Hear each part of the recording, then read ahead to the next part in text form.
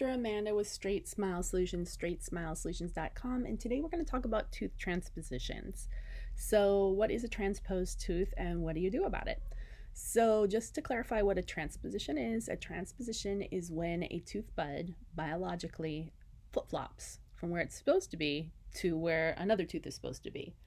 So it's not just crowding, it's that the tooth literally switches places. And the incidence in the research or the literature is somewhere in between 0.9% and 1.2%. So on average, less than a half of 1%. So that's, 1 in 200 or 300 people, if I'm doing the math right, somewhere around there. I would call that fairly common. That means in a dental practice, a regular dental practice, if you are a dentist and you're seeing 20, 30 new patients a day or recall patients a day, you're going to see one of these every few weeks, at least once a month, probably. So it's fairly common. You should have your eyes out for it. Your staff should have their eyes out for it.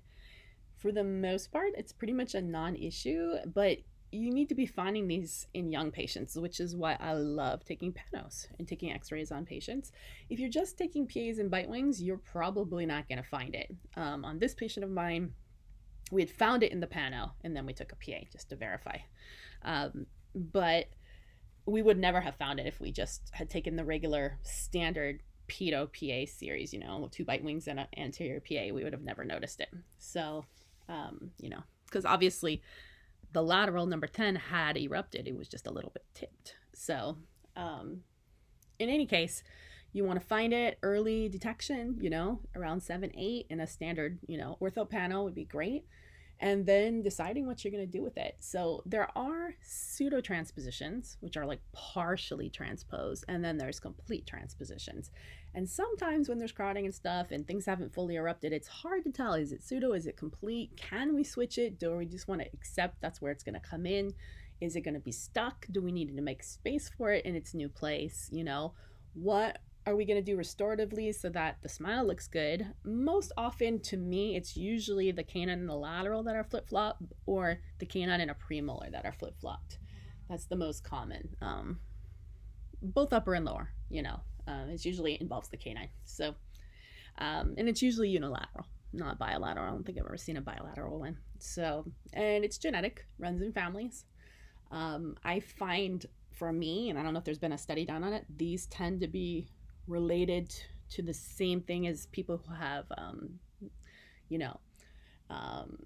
peg laterals, anodontia, some missing teeth as well. It all kind of in the same family. I see them, I see trends. So I don't know if that's really a thing or if someone's done research on it, but anyways, not a big deal.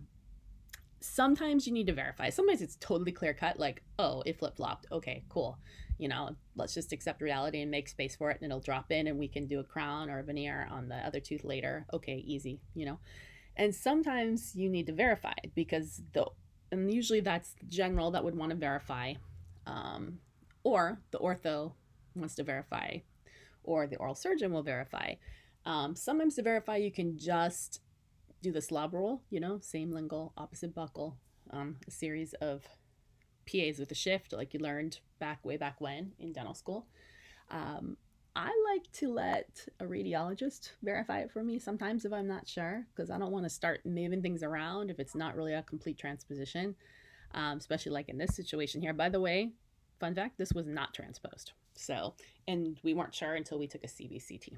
So, and then we realized that the apex was where it was supposed to be. So it was just this one kind of scooted over the wrong direction because this one's crown was in the way. But in any case, now with CBCT cone beam technology, just verify it. There's a lot of great services out there with dental radiologists that are available online to officially interpret x-rays, and you can send your CBC to them and they will read it, verify it, issue a report, and then you're golden because it's already saying it's transposed, it's not transposed, and then you can just work towards your goal if you're not sure. So, all right, that's pretty much it. That's how you deal with transposed teeth. Hopefully that was helpful. Thanks.